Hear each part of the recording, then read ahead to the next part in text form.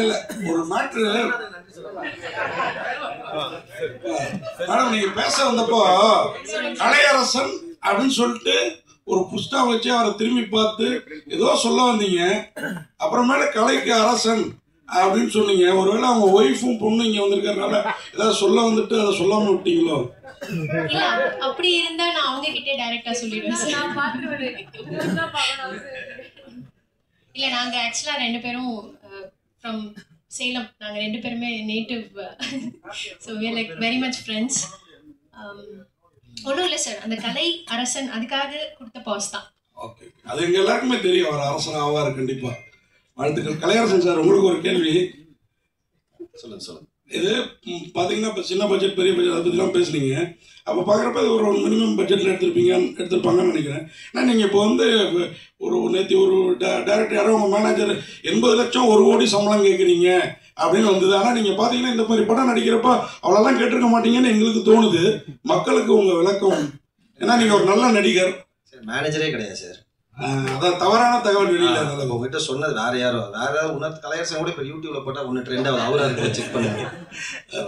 இல்லை சார், நான் வந்து கண்டென்ட் தான் சார். நான் வந்து அவ்வளோலாம் சம்பளம் வாங்குறது இல்லை சார், யாரும் கொடுக்கறதும் இல்லை சார். அதான் உண்மை.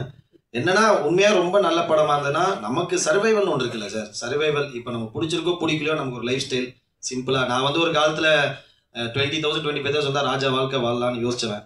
பட் ஆனால் இப்போ நமக்கு இருந்தாலும் இப்போ எல்லாமே இப்போ ஸ்கூல் ஃபீஸ் கட்டணும், அந்த மாதிரி பெரிய ஸ்கூலில் படிக்கணுன்றாங்க. அந்த மாதிரி இருக்கும்போது அது சர்வைவலுக்காக தான் சார். நான் யோசிப்பு சில படங்கள் வந்து எவ்வளோ கம்மியாக பண்ணி வாங்கிக்கிறேன்.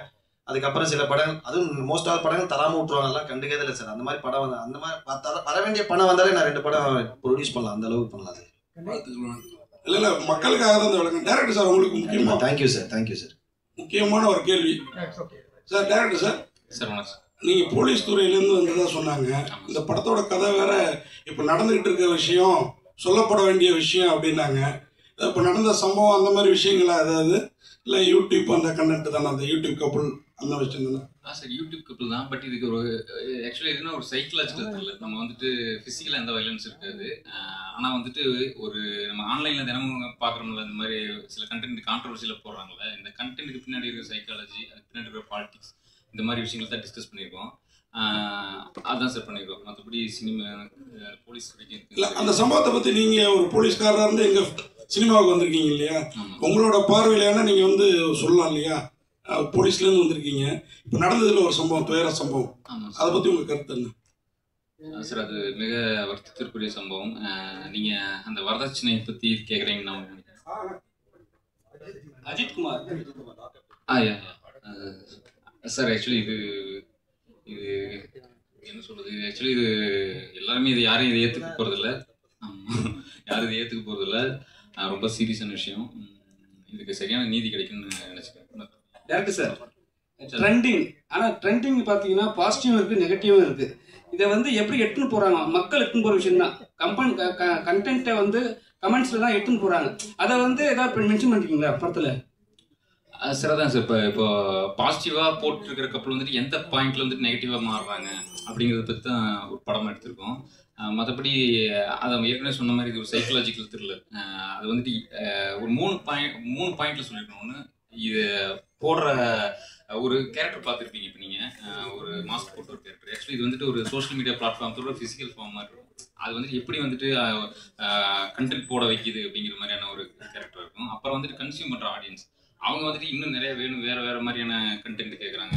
அப்புறம் கண்டென்ட் போடுற இவங்க நம்ம யூடியூப் கப்பல், இந்த மாதிரி ஆன்லைன் கண்டென்ட் கிரியேட்டர்ஸ், இவங்களுக்கு இந்த 3 பாயிண்ட் ஆஃப் வியூலையுமே உள்ள இருக்கும். அவங்களுடைய நியாயம், அவங்களுடைய எல்லாமே இயலாமை, மற்ற விஷயங்கள் அதில் இருக்கும்ல. ஹீரோ சார், ஏன்னா நீங்கள் ஸ்டேட்டஸ் சொன்னீங்க செகண்ட் ஹீரோன்னும் போது நான் செகண்ட் ஹீரோன்னு சொல்லிட்டு ஃபீல் பண்ண மாதிரி ஒரு விஷயம் சொன்னீங்க, சரிங்களா? இப்போ வந்து ஹீரோ ஆகிட்டீங்க, கூட வந்து ஹீரோயினும் பிளாக் அண்ட் பிளாக், நீங்களும் பிளாக்கு. ஏன்னா படத்துலயே வந்து உங்க ஒய்ஃப் ஒர்க் பண்ணியிருக்காங்க.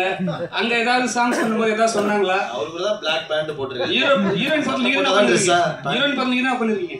சத்தியமா தெரியாதுங்க. நான் வந்து இது என் பொண்ணும் பிளாக் போட்டுருக்கு. நான் காலையில் மேல் பிளாக் ஷர்ட் இது ஒன்று தான் டக்குனு இருந்தது, எடுத்து போட்டேன். நம்ம இந்த ட்ரெஸ்ஸிங் இதெல்லாம் கான்சென்ட்ரேட் பண்ணி பயங்கரமா ரெடியாகி வரணும்னு யோசிக்கிறது கிடையாது. ரேண்டமா.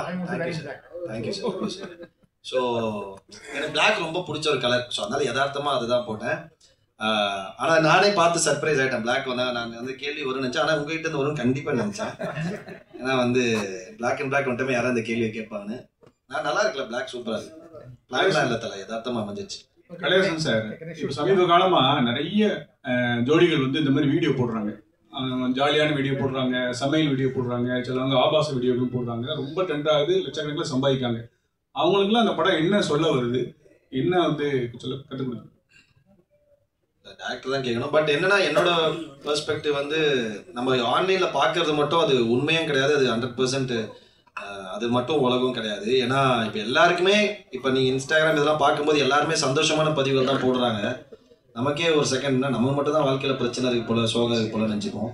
பட் எல்லாருக்குமே இருக்குது. பட் ஆனால் அவங்க வந்து அதை பதிவு பண்ணுறது, ஆனால் அது எல்லாமே இப்போ பெரிய பிஸ்னஸ் பிளாட்ஃபார்மாக மாறிடுச்சு. இப்போ அது பெரிய ஏர்னிங் பிளாட்ஃபார்ம் ஆகிடுச்சு. ஸோ அதில் நிறைய இன்கம் வர ஆரம்பிச்சு. ஸோ அப்படி இருக்கும்போது அவங்க புதுசாக யோசிச்சு அது உண்மையோ பொய்யோ ஃபேக்கோ இல்லைனா மெஜாரிட்டி ஆஃப் இப்போ ஹஸ்பண்ட் ஒய்ஃப்னு எடுத்தால் ஒரு சில விஷயங்கள், இப்போ ஹஸ்பண்ட் ஒய்ஃப்குள்ளே நடக்கிற விஷயங்கள் இப்போ ஒய்ஃபுங்களை கலாய்ப்பாங்க, கலாச்சாரம் எல்லாரும் சிரிப்பாங்க. ஸோ அந்த மாதிரி எடுத்து அதை வச்சு அதை பண்ணி அதை ஒரு கண்டென்ட்டாக கிரியேட் பண்ணி போடுறாங்க. அது ஜாலியாக இருக்கவே ஓகே, பட் யாரையும் காயப்படுத்தாத வரைக்கும் நல்லது. சமீப காலமா பாத்தீங்கன்னா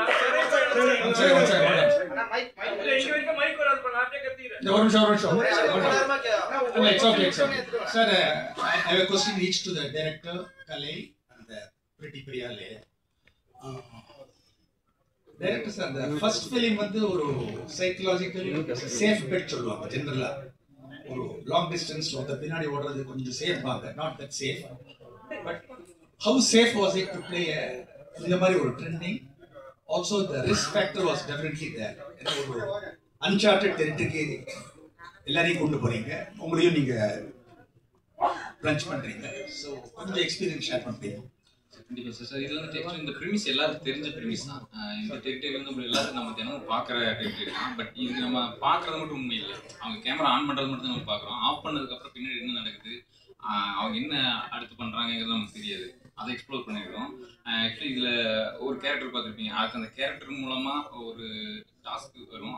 அதுக்கப்புறம் அந்த டாஸ்க்கு மேட்டர் இல்லை, அந்த டாஸ்க்னால ஒரு கான்சிக்வன்சஸ் அந்த படத்துடைய ட்ரைவிங் ஃபோர்ஸாக இருக்கும். இது ஆக்சுவலி உங்களுக்கு புதுசாக இருக்கும். அதை நீங்கள் கண்டென்ட் தான் பார்த்துருப்பீங்க, அந்த கண்டென்ட் சைக்காலஜியை இந்த படத்தில் பார்ப்பீங்க. நெக்ஸ்ட் கலை வந்து ஒரு இமேஜ்ங்கிற ஒரு ட்ராப்ல இல்லாமல் நீங்கள் வந்து ரொம்ப ஸ்மூத் சேவ் பண்ணிட்டு இருக்கீங்க. It's very pretty thought. ஹிந்தியில் நானா பட்டேகர் இன்னைக்கும் இமேஜ் லெட்டர் அந்த லெவலுக்கு நீங்கள் போவீங்க. அண்ட் இந்த படம் வந்து டிஃப்ரெண்ட் எக்ஸ்பீரியன்ஸ். ஒரு ரொமான்டிக்காக நீங்கள் எவ்வளோ தூரம் involve your self along with Pretty Priya? Before answering this question, ரெண்டு மூணு பேரை மென்ஷன் பண்ண மிஸ் பண்ண. பிருத்திவி, தேங்க்யூ. பிருத்திவி வந்திருக்கா, ஷரண் வந்திருக்காங்க, அப்புறம் நம்ம ஹரி வந்திருக்கா போல. ரொம்ப நன்றி. சாரி பிருத்திவிக்கா, அவனிக்கலடா மச்சி, லவ் யூடா, சாரிடா. பீயிங் எ பிக் ஆக்டர் எங்களுக்கு வந்து சப்போர்ட் பண்ணதுக்கு ரொம்ப நன்றி, தேங்க்யூ சார். ஜென்ரலாக ஆக்டிங் தான் சார். அது வந்து இன்வால்வ்மெண்ட்னா அதெல்லாம் எதுவுமே யோசிச்சதே கிடையாது சார். நமக்கு படம் I wanted to be always a directors actor. வந்து டைரக்டர் என்ன சொல்கிறாத நம்ம கரெக்டாக செய்யணும்னு நினைக்கிறேன். அதில் வந்து நமக்கு இவ்வளோ வெயிட்டேஜ் இருக்குது, நம்ம அதெல்லாம் இப்போ கொஞ்சம் கொஞ்சம் அதெல்லாம் கொஞ்சம் யோசிக்கிறது உண்டு தான் சார். கொஞ்சம் என்னன்னா அதுக்குன்னு ஏன்னா இப்போது டக்குன்னு இப்போ நான் லாஸ்ட் டைம் கூட சொல்லியிருந்தேன், இப்போ செத்துட்டா மாதிரியே நமக்கு ஒரு கதை யோசிச்சா உடனே நமக்கு அந்த கதையை சொல்கிறாங்க அந்த கேரக்டர் அப்படின்னு சொல்லிட்டு. அந்த மாதிரி இல்லாமல் உண்மையாக ரொம்ப இன்ட்ரெஸ்டிங்காக இருக்குது, ரொம்ப கரெக்டாக இருக்குது, ஜென்வனாக ஃபீல் ஆகுது அப்படின்னா மட்டும் பண்ணலான்னு கொஞ்சம் யோசிக்கிறதுனால தான். இத்தனை நாள் அது கூட ரொம்ப யோசிச்சதில்லை. எனக்கு கரெக்டான படமாக இருக்கும்னு தோணுச்சுன்னா நான் வந்து அது பண்ணிடுவேன். இமேஜ் அதெல்லாம் தெரியல சார், அதெல்லாம் பெருசாக அதுக்கு அந்த உலகத்தை எக்ஸ்ப்ளோர் பண்ண விரும்பல.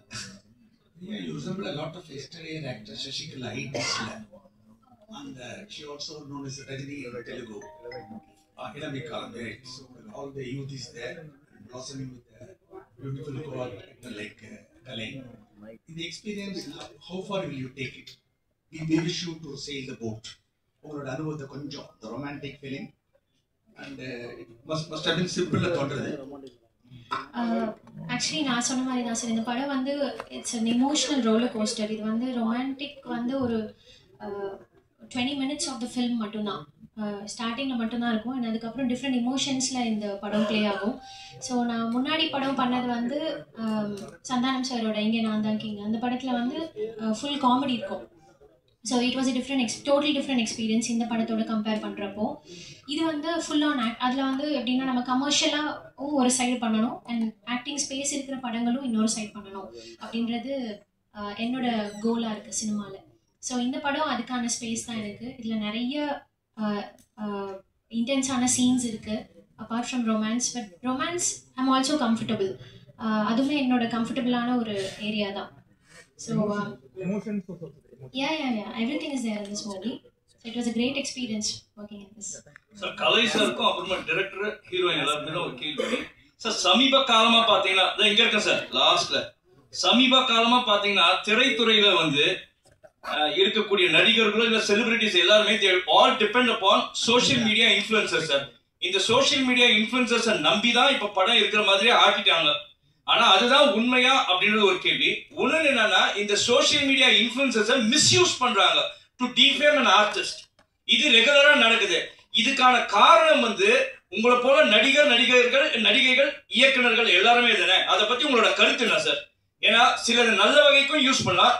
ஒரு ஆர்டிஸ்ட காலி பண்ணணும்னா ஒரு ஆர்டிஸ்ட் வந்து ஷைனிங் ஆர்டிஸ்ட் வந்து இன்னொருத்தர் வந்து க்ரூமிங் ஆர்டிஸ்ட் வந்து காலி பண்ற மாதிரி ஆயிடுது. அதை பத்தி உங்களோட கருத்து சொல்லுங்க சார். கண்டிப்பா அது இருக்குதா சார். ஏன்னா நீங்க எந்த விஷயம் போனாலுமே பாசிட்டிவா இருக்கும் நெகட்டிவா இருக்கும். ஸோ அதே மாதிரி சோஷியல் மீடியாவில் பாசிட்டிவா இருக்கு நெகட்டிவா இருக்கு. அது கண்டிப்பா உண்மைதான், அது இருக்குதா. இப்போ பாத்தீங்கன்னா இப்போ சோஷியல் மீடியா மார்க்கெட்டிங் நிறைய பேர் பண்றாங்கன்னா இப்போ நம்ம ஒருத்தங்க கிட்ட பண்றோம் இன்னொருத்தங்க பண்ணலன்னா அதுவே நம்ம வந்து அந்த படத்தை பத்தி தப்பா பேசுறதுக்கா வந்து அவங்களே கிரியேட் பண்ணலாம் அதெல்லாம் நம்ம தடுக்கவே முடியாது சார். End of the day content பயங்கரமா இருக்கா, அது வந்து நம்ம வந்து அந்த கண்டென்ட் கொண்டு போய் சேர்த்தணும். இப்போ சில படம் நல்லா இருக்கு, எதுலையுமே நம்ம பெருசா சோஷியல் மீடியா ப்ரொமோஷன் அதெல்லாம் பேசிக்காக படங்களுக்கு என்ன பண்ணுமோ அது மட்டும் பண்ணியே படம் ரிலீஸ் ஆகணும். பெரிய லெவலில் ஹிட்டான படங்களும் உண்டு. சில பயங்கர பெரிய படங்களே சோஷியல் மீடியாவில் பயங்கரமா ப்ரொமோஷன் பண்ணி ரிலீஸ் ஆகி மக்களுக்கு பிடிக்காம போயிருக்கு. ஸோ அது வந்து எந்த இடத்துக்கு போனாலுமே இது ரெண்டுமே இருக்க தான் செய்யும். பட் நான் பர்சனலாக யோசிக்கிறதுனா இப்போ இந்த மாதிரி சில படங்கள் ரிவ்யூஸ் அந்த மாதிரி சில விஷயங்கள் வரும்போது அந்த ரிவ்யூஸ்ல வந்து இன்னொரு தமிழ் படம் ஆட் வருதுல்ல, அதுதான் எனக்கு கொஞ்சம் பயங்கர பெயின்ஃபுல்லாக ஃபீல் ஆகும். ஏன்னா வந்து அவங்களுக்கு வந்து இப்போ ஒரு வீக்ல வந்து 3 படம் வருதுன்னா ஒரு படத்தை ரிவ்யூ பண்ணும்போது அந்த படத்தை இன்னும் 2 படத்தோட ஆட் வருது. அந்த படத்தையும் அவர் காலி பண்றாங்க, இந்த படத்தையும் காலி பண்றாங்க. அவங்களுக்கு சினிமாக்காரங்களே திரும்ப பிசினஸ் தரது வந்து கொஞ்சம் பிரச்சனைக்கான விஷயமா பாக்குறேன். அது எல்லாரும் சேர்ந்து பேசி அது கொஞ்சம், ஏன்னா மற்ற ஆட்லாம் இப்படிதான் சினிமாக்காரங்க படம் ஆடு தரலாம், மற்ற ஆடுலாம் தரதான் போறாங்க. அவங்களுக்கு வியூஸ் இருக்குன்னா அந்த வியூஸுக்கு ஏற்ற மற்றவங்க தரலாம். பட் நம்ம ஃபேமிலியில இருந்துக்கிட்டு நம்ம ஒரு குடும்பமா இருந்துட்டு நம்மளே திரும்ப அது பண்றது வந்து கொஞ்சம் பிரச்சனையான விஷயம். எனக்கு அது கொஞ்சம் செட் ஆகாது, அது பிடிக்கல. அதனால எனக்கே ரீசெண்டாக ஒரு படம் மாதிரி ரிவ்யூஸ்க்குலாம் மாதிரி தரணும் போது என்னோட படம் ஒரு ஆட் வந்து நான் உடனே கூப்பிட்டு சொன்னேன், அதெல்லாம் இந்த மாதிரி நீங்கள் பண்ணாதீங்க, எனக்கு உடன்பாடு இல்லை அப்படின்னு. பட் அதை மீறி பணம் போடுறவங்களுக்கு ஒரு எக்ஸ்போஷர் வேணும் தேவையான. பட் ஆனால் ரொம்ப அன்எத்திக்கான விஷயம் அப்படின்னு நான் சொன்னேன். நீங்கள் வந்து ஓகே எக்ஸ்போஷர் கிடைக்கணும், உங்களுக்கு ரீச் ஆகணும்னு நினைக்கிறீங்க, நீங்கள் பணம் போட்டுறீங்க, அது ரொம்ப நேர்மையான விஷயம், நீங்கள் பண்ணிக்கங்க, பிரச்சனை இல்லை. பட் எனக்கு இதில் உடன்பாடு இல்லை, நான் பண்ணாதீங்க. ஏன்னா ஒரு படம் ரிலீஸ் ஆகுது, அவங்க அந்த படத்தோட மொத்த நல்லா இருக்கு நல்லா இருந்த மீறி அவங்க ஒப்பீனியன் சொல்கிறாங்க. பட் அது வந்து விமர்சனம் பண்ணுற விதமோ ஏதோ பண்ணும்போது படத்தை காலி பண்ணும்போது அதில் அதே நம்ம ஃபேமிலியை சேர்ந்து இன்னொரு 4 படத்தோட ஆட் வரும்போது அது ரொம்ப தப்புன்னு நினைக்கிறேன் நான். டைரக்டருக்கு ஒரு क्वेश्चन. ஆக்சுவலி இந்த சென்சார் அப்படிங்கிறது வந்து மூவிக்கு நிறைய லிமிடேஷன் போட்டிருக்காங்க. ஆனால் விஷுவல் மீடியாவில் கப்பல் விளாகாக இருக்கட்டும், சிங்கிள் விளாக்ஸாக இருக்கட்டும், சோலோ விளாக்ஸ், இதுக்கெல்லாம் எந்த சென்சார்ஷிப்பும் கிடையாது. ஒரு எந்த லிமிட்டுமே இல்லாமல் வந்து அவங்க பாட்டுக்கு இஷ்டத்துக்கு அந்த விஷுவல் மீடியாவை யூஸ் பண்ணிட்டே இருக்காங்க. நீங்கள் எந்த லிமிட்டை கிராஸ் பண்ணும்போது அது உங்களுக்கே எரிச்சலாகி இந்த கதையை ரெடி பண்ணீங்க? எந்த லிமிட்னா ஆக்சுவலி அவங்க யூஸ் பண்ணுற லாங்குவேஜ் முதல்ல இப்போ பாருங்க, சாதாரணமாக கெட்ட வார்த்தையை ரொம்ப சாதாரணமாக்கிட்டாங்க, நார்மலைஸ் பண்ணிட்டாங்க. முதல்ல கெட்ட வார்த்தை கேட்டால் கொஞ்சம் நம்ம முகம் சொல்லிப்போம். பட் இப்போ இப்போலாம் பார்க்கும்போது நார்மல் ஆகிடுச்சு. அது ரொம்ப குழந்தைகள் கூட அது ஈஸியாக கேட்குற மாதிரி இருக்குது. இதை பார்க்கும்போது இதை தாண்டி நிறைய விஷயங்கள் நடக்குது. இதை தாண்டி இதை விட மோசமான விஷயங்கள் நடக்குது. ஒரு பர்சனலான விஷயங்கள், பிரைவசியான விஷயங்கள் கூட அவங்க வந்துட்டு கண்டென்ட் ஆகி போடுறாங்க. இதெல்லாம் பார்க்கும்போது எனக்கு இந்த மாதிரியான ஒரு கதை எழுதணும் அப்படிங்கிற ஒரு இன்ஃப்ளூயன்ஸ் பண்ணிச்சு. சாம் சார், இந்த படத்துக்குள்ள நீங்க உள்ள வரதுக்கு எது முக்கிய காரணமா இருந்துச்சு? இல்லை, இந்த ஐடியா தான். இப்போ அவர் முன்னால் கேட்ட மாதிரி தான், ஏன் சோஷியல் மீடியாவை ரொம்ப இதுக்கு யூஸ் பண்ணுறாங்கன்னா, இப்போ நாட் ஓன்லி சினிமா, எல்லா வேற என்ன சொல்றது, எல்லாருமே சோஷியல் மீடியாவை ஏன் யூஸ் பண்ணுறாங்கன்னா, முன்னால் வந்து பார்த்தீங்கன்னா பேப்பர் மீடியா இருக்குது. நம்ம ஒரு பேப்பரில் மூவியோட ஆட் கொடுக்குறதுக்கு நம்மலாம் ரொம்ப 90s 2000 இதெல்லாம். அதுக்கு முன்னாலெல்லாம் பார்த்தீங்கன்னா ஊராக தண்டோரை அடிச்சு சொல்லுவாங்க, ஒரு வண்டியில் வச்சுட்டு அந்த போஸ்டரை ஓட்டிட்டு போவாங்க. ஸோ இப்போ எல்லாருமே நார்மலாக இருக்கிற எல்லாருமே வந்து இதில் கூடுதலாக இருக்காங்கன்னா யூடியூப்பை விட எனக்கு தெரியும் யூடியூப்ல இருக்கிறது தான் வந்து உங்களுக்கு வந்து நார்மலாக இன்ஸ்டாகிராமோ அதிலெல்லாம் போடுறாங்க. பட் இப்போ ஒரு நாளைக்கு வந்து மேக்ஸிமம் 8 to மினிமம் ஆவரேஜாக ஒரு 10 ஹவர்ஸ் வந்து எல்லாருமே சோஷியல் மீடியாவில் இல்லாதவங்களே இல்லை. ஆக்சுவலி எல்லாருமே இருக்கிறாங்க. ஆட்டோமேட்டிக்காக கை போயிருது. அது ஒரு நோய் மாதிரி ஆயிடுச்சு நமக்கு. இப்போ எடுத்த உடனே எதுவுமே பார்க்கணும்னு எவ்வளோ கால் வந்துருன்னு பார்க்கறத விட நம்ம எடுத்த உடனே வந்து சோஷியல் மீடியாவில் போயிட்டு பார்க்குறோம். அது எதுக்குன்னு நமக்கு தெரியாது, என்ன பார்க்க போகிறோம்னு கூட தெரியாது. அது ஒரு நோய் ஆக்சுவலி. அதனால என்னன்னா அங்கே தான் உங்களுக்கு எல்லாம் பார்க்குறாங்க போது இப்போ அங்கே தான் உங்களுக்கு எல்லாருமே கண்டென்ட்டை வந்து போஸ்ட் பண்ண விரும்புவாங்க. ஏன்னா அதிக பேர் இதில் இருக்காங்க. அது இது இது ஒன்று. ஸோ இதுக்குள்ளே இருக்கிற இவர் சொன்னதா இவர் இப்போ இவர் நார்மலாக பேசும்போது பார்த்தீங்கன்னா இவர் வந்து அப்படிதான் இவரோட தோற்றமாக இப்படி பார்த்தோம்னா என்ன ஆகுதுன்னா ஓ இவர் இப்படி தானே அப்படிங்கிற மாதிரி இருக்கும். ஆனால் அவர் பேசுகிற கண்டென்ட் அவர் சொல்லக்கூடிய விஷயங்கள் இருக்கு இல்லையா, அதுதான் என்னைய ரொம்ப ஈர்த்துச்சு. இப்போ நீங்கள் இவரோட மேற்பார்வை இவர் பேசாமல் இருக்கிறார், இவரை பார்க்கும்போது உங்களுக்கு என்ன தோணுதுங்கிறது ஒன்று, அவர் பேசுகிற அந்த இன்ஃபர்மேஷனில் நமக்கு ஒன்று ஃபுல்லாகும் இல்லையா, நமக்கு ஒரு விஷயம் ஓகே இது உண்மை தானே, இதுக்குள்ளே இவ்வளோ இருக்குதா. இப்போ எல்லாமே நம்ம என்ன பார்க்குறோம், ஒரு கண்டென்ட் பார்க்குறோம், பார்த்த உடனே அதை அடுத்ததுக்கு ஸ்க்ரோல் பண்ணிடுறோம். ஆனால் அந்த கண்டென்ட் போட்டவன் அதுக்கடுத்து என்ன ஃபேஸ் பண்ணியிருப்பாங்கிறதோ, அந்த அந்த கண்டென்ட் போட்டதுனால அவங்க ஃபேமிலியில் ஒருத்தாங்க அவங்களுக்கு என்ன இதெல்லாம் நமக்கு எதுவுமே தெரியாது இல்லையா. நான் சொல்றது வந்து ஜஸ்ட் நம்ம ஒரு ஸ்க்ரோல் தான், ஒரு சின்ன ஒரு தட்டுறதுல அது ஸ்கிப் பண்ணி அடுத்ததுன்னு தான் போயிட்டு இருக்கமே தவிர அதுக்குள்ள இருக்கிற ஒரு பெயின் இருக்கு. அந்த கண்டென்ட் போட்டவங்களே எதுக்காக போட்டாங்கன்னு ஒன்று இருக்கு. நம்ம பெரிய ஹிட் ஆகி பணம் வரணும் அப்படிங்கிற ஆசையெல்லாம் இருக்கு. அது வருமானு கேட்டா தெரியல. ஸோ அது வர வைக்கிறதுக்கு என்ன அப்படிங்கிற அந்த உள்ள இருக்கக்கூடிய ஒரு டார்க் வேர்ல்டு இருக்கு. அதை இவர் கரெக்டாக சொல்லிருக்கிறாரு. என்னையா அதுதான் இந்த படத்துக்குள்ள. சாம் சார், உங்களுக்கு ஒரு கேள்வி. முன்னாடிலாம் நீங்கள் உங்கள் படத்தில் வந்து நீங்கள் ஒரு நல்ல மியூசிக் டைரக்டர், பிரமாதமான பாடல்லாம் போடுவீங்க. இப்போ சாம் சிஎஸ் மியூசிக்கல்னு போடுற அளவுக்கு ஏதாச்சும் இப்போ கையில் 22 படம் இருக்குன்னு சொன்னாங்க, வாழ்த்துக்கள். இப்போ வந்து முன்னாடி படங்கள்லாம் கொஞ்சம் அது சவுண்டு ஜாஸ்தியாக இருக்கும். நம்ம நண்பர்களே சில பேர் காதில் பஞ்சு வச்சுட்டு வந்ததா ப்ரெஸ் ஷோலேயே சொல்லியிருக்கிறாங்க. ஆனால் இப்போ குறைச்சிட்டிங்க. நான்லாம் ரிவ்யூவில் சாம் சிஎஸ் வந்து கொஞ்சம் மியூசிக்கோட சவுண்டை குறைக்கணும் அப்படின்னு சொல்லி ரீ ரெக்கார்டிங்கில் மட்டும் பாட்டு பிரமாதமாக சார். இப்போ என்னன்னா இல்லை எங்கள் ரிவ்யூலாம் பார்க்குறீங்களா, அதையும் எடுத்து பார்க்குறேன். அதுக்கு நான் ஒரு விளக்கம் கொடுக்குறேன். ஒரு மிகப்பெரிய பத்திரிகை ஆக்சுவலி நம்ம இதில் வந்து ஒருத்தவங்க எனக்கு வந்து ரிவ்யூ போட்ட அடுத்த செகண்ட் நான் உங்களுக்கு கால் பண்ணேன். என்னன்னா சாமியுடைய சத்தம் இறைச்சல் வழக்கம் போல் அப்படின்னு இருந்துச்சு. ஸோ இங்கே ஒன்று தெளிவாக தெரிஞ்சுக்கணும் எல்லாருமே. என்னன்னா நம்ம ஊரில் வந்து ஒரு நேஷனல் அவார்டே இருக்கு, சிறந்த ஒலிக்கலவை, அதாவது பெஸ்ட் சவுண்ட் மிக்சிங் இன்ஜினியர் அப்படின்னு சொல்லி ஒரு சிறந்த ஒலிக்கலவைக்கு அவார்டே கொடுப்பாங்க, நேஷனல் அவார்டு. அது இங்கே மட்டும் இல்லை, ஆஸ்கார்ல வரைக்கும் எல்லாமே இருக்கு. ஸோ நான் என்னுடைய வேலை என்னன்னு சொல்கிறேன் பாருங்களேன். இப்போ நான் வந்து ஒரு படத்துக்கு பேக்ரவுண்ட் மியூசிக் பண்ணுறேன். அதை பண்ணி என்னுடைய லெவல் என்னன்னு தெரியும், எவ்வளோ பண்ணணும் என்ன பண்ணணும்னு தெரியும். ஸோ நம்ம அதை பண்ணி இங்கேருந்து ஒரு அவுட் கொடுத்துருவோம். இதுக்கப்புறம் இன்னொரு ப்ராசஸ் இருக்கு. அது வந்து சவுண்ட் எஃபெக்ட்ஸ், டயலாக்ஸ் எல்லாம் வச்சு மிக்ஸ் பண்ணி ஒன்று அவுட் வருது. அதுக்கும் மியூசிக் டைரக்டருக்கு சம்மந்தமே கிடையாது. ஆக்சுவலி என்னன்னு கேட்டிங்கன்னா இது வந்து என்ன சில படங்கள் வந்து இப்போ ரீசெண்டாக ஒரு கேஜிஎஃப்க்கு அப்புறமா எனக்கு அப்படித்தான் தோணுது. ஸோ ஒரு சீன் ரொம்ப டவுன் ஆகுது, ஆடியன்ஸ் வந்து இந்த இடத்துல கொஞ்சம் ஒரு மாதிரி வெறுப்பாகிறாங்க அப்படின்னா உடனே மியூசிக்கை ஏற்றுங்க அப்படின்னு ஒரு கான்செப்ட். ஆக்சுவலி நார்மலாக அது வந்து மியூசிக்கில் நம்ம வந்து ஃபீல் பண்ணிடலாம். இல்லைனா மியூசிக்கை வந்து கொஞ்சம் சத்தமாக வச்சுட்டோம்னா சீன்லாம் தப்பிச்சிரும் இப்படிங்கிற ஒரு கான்செப்டில் என்ன பண்ணுறாங்கன்னா சில டைரக்டர்ஸோ இல்லை வந்து அப்படி மேலே பண்ணிடுறாங்க. நானே வருத்தப்பட்டு பேசினது உண்டு. என்ன எதுக்குங்க இவ்வளோ சவுண்டுன்னு நான் சொல்லவே முடியும் என்னால் என்னென்ன படம்னு. நம்ம தேட்டரில் உட்காரும்போது நமக்கு இரிட்டேட் ஆகி என்னடா இப்படி பண்ணதில்லையே நம்ம அப்படிங்கிறது. ஸோ இதுக்கு முழு காரணம் மியூசிக் டைரக்டரே கிடையாது. அப்புறம் இன்னொன்று சொல்லுவாங்க, சில ஒரு இடத்துல வந்து அந்த வண்டி போகிற சவுண்டும் அந்த கன் சவுண்டையும் என்ன மியூசிக் டைரக்டர் இப்படி பண்ணிட்டாருன்னு அதுக்கும் நமக்கு சம்மந்தமே இல்லை. அது வந்து வேற டிபார்ட்மெண்ட் ஆக்சுவலி.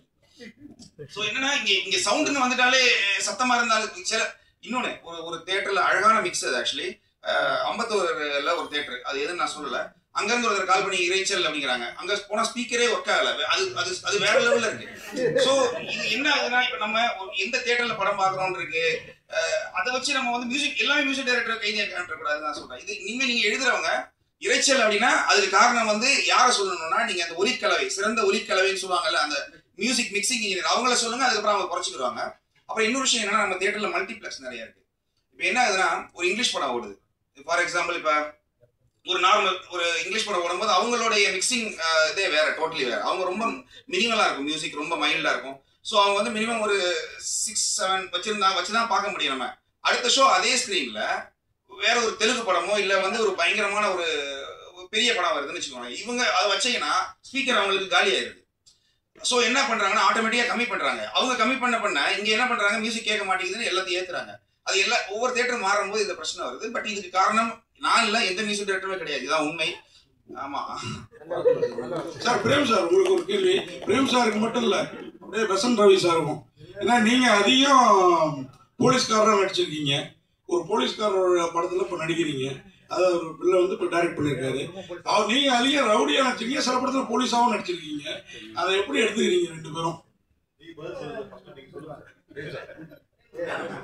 சார், ஒரு கேரக்டர் நமக்கு ஆக்சுவலாக நான் ஒரு போலீஸ் ஆஃபீஸரோட சன்.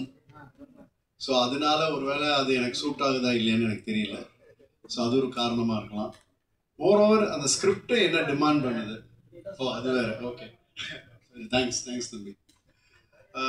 ஸோ அதனால வந்து அந்த கேரக்டரை நம்ம ஃபஸ்ட்டு கேட்டுட்டு பிடிச்சிருக்கும் போது தான் நம்ம அதை ஒத்துக்கிறோம். ஸோ இப்போ அதுக்காகவே தான் இப்போ தாடி வச்சுட்டு நிறைய படங்கள் பண்ணிக்கிட்டு இருக்கேன். ஸோ இவர் வந்து ஆஸ் அ போலீஸ் ஆஃபீஸர் இவரை வந்து நான் பார்க்கும்போது நம்பவே இல்லை ஃபஸ்ட்டு. ஏங்க நீங்களாம் போலீஸில் இருந்தீங்களா அப்படின்னு. ஸோ அதனால் அவரோட எழுத்துக்கள் ரொம்ப எனக்கு பிடிச்சிருந்தது. அதனால இந்த படம் ஒத்துக்கிட்டேன். நானே சொல்லணுன்ட்டு இருந்தேன் அவர் போலீஸ் ஆஃபீஸர்கள், அதனால் எதுவும் சொல்ல மறந்துட்டேன். ஸோ அருமையான ஒரு ரைட்டர் இவர். அவர் வந்து மேன்மேலும் அந்த வேலையை விட்டுட்டு வந்து இப்படி ஒரு பேஷனோட செய்கிறதுக்கு உண்மையிலேயே ரொம்ப பெரிய விஷயம். எல்லாருமே பேஷனோட தான் எல்லோரும் உட்காந்துருக்கோம், எல்லாருமே இருக்கோம். ஸோ அதில் வந்து ஒரு வெற்றி அடையணுன்றது என்னுடைய வாழ்த்துக்கள். Shyam sir last. Shyam sir. Sir sir வணக்கம்.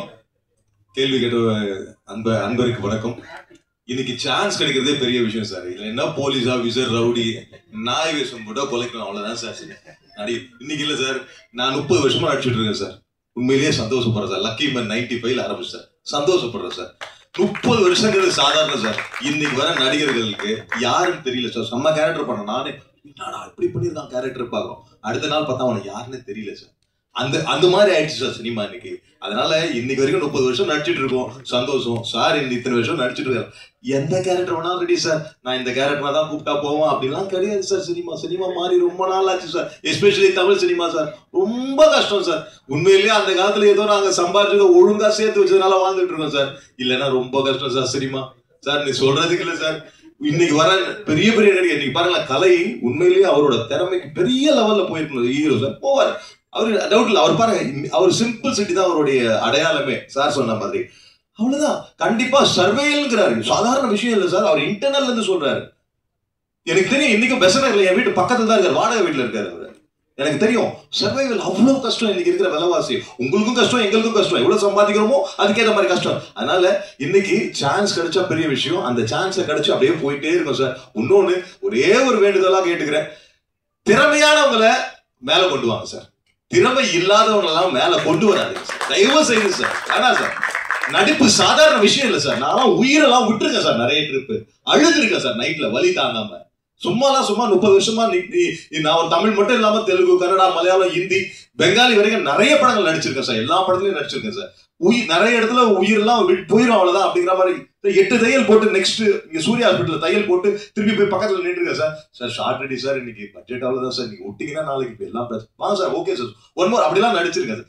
திறமையே இல்லாதவனை சும்மா உட்காந்து அவனை போயிட்டு வளர்த்துக்கிட்டு எதுக்கு சார்?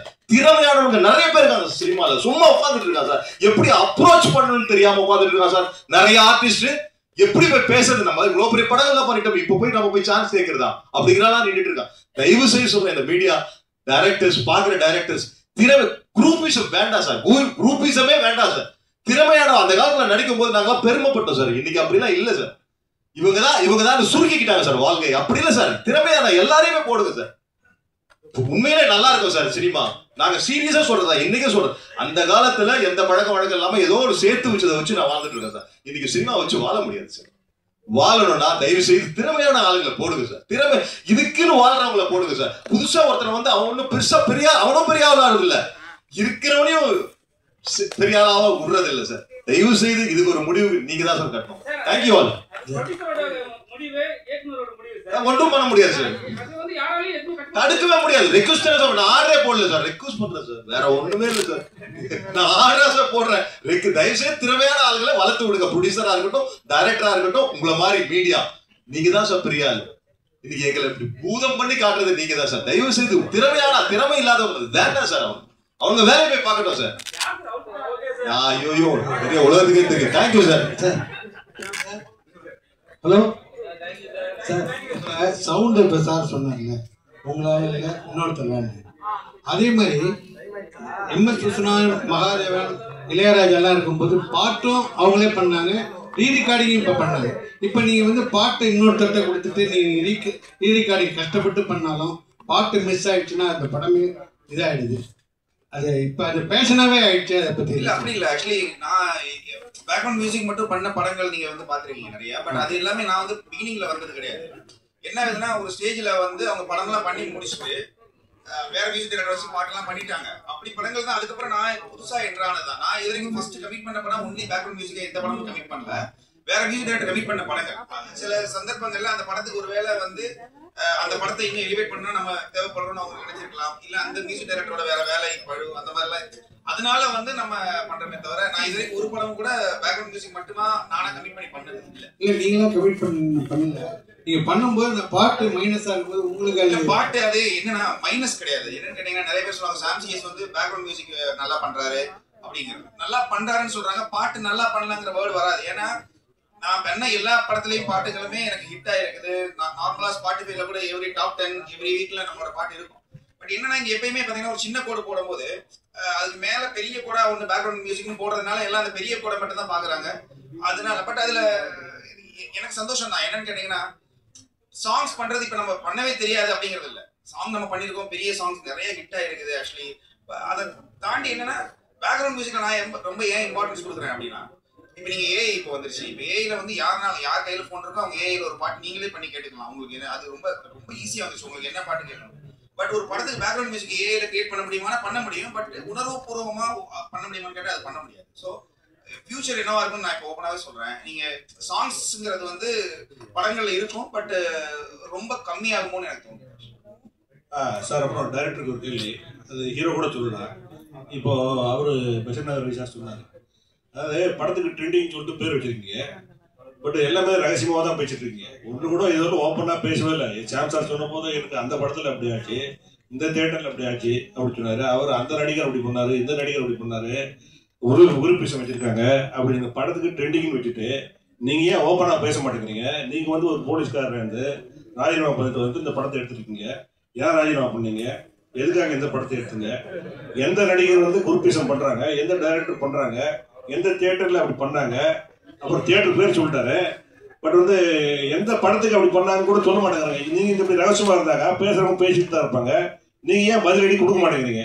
அது சொல்லுங்க சார். அது சொல்லக்கூடாதுங்கிறது என்னன்னா, இப்போ நம்ம இப்போ என்ன சொல்றது சார், இப்போ நான் இன்னைக்கு ஒரு கிழிஞ்ச ஷர்ட்டை போட்டிருக்கேன், நீங்கள் என்ன கிழிஞ்ச ஷர்ட்டை போட்டேன்னு சொல்லிட்டீங்க வச்சுக்கோங்களேன்.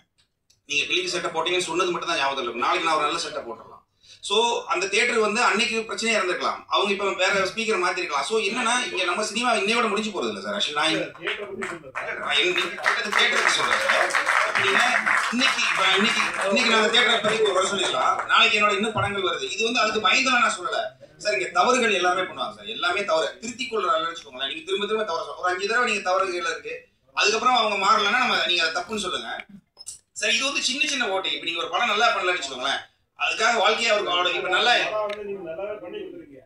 இன்னொருத்தர் வந்து தப்பு பண்ணிருக்காங்க, எந்த படத்துல அப்படி பண்ணாரு, எந்த ஆள் அப்படி பண்ணாருன்னு இல்ல சார். நம்ம இது ஒரு எடுத்துக்காட்டா தான் சொல்றோம். இப்படி ஒண்ணு நடந்திருக்குன்னு. அது இப்ப என்னுடைய டார்கெட் வந்து அதை சொன்னவங்களும் அந்த தியேட்டரும் கிடையாது. இப்படி சம்பவங்கள் நடக்குதுங்கிறது ஒரு எக்ஸாம்பிளா சொல்றோம், அவ்வளவுதான். யாரையுமே வந்து காயப்படுத்தணும்னு நினைக்க கூடாதுங்கிற மனசு அவ்வளவுதான். தேங்க்யூ.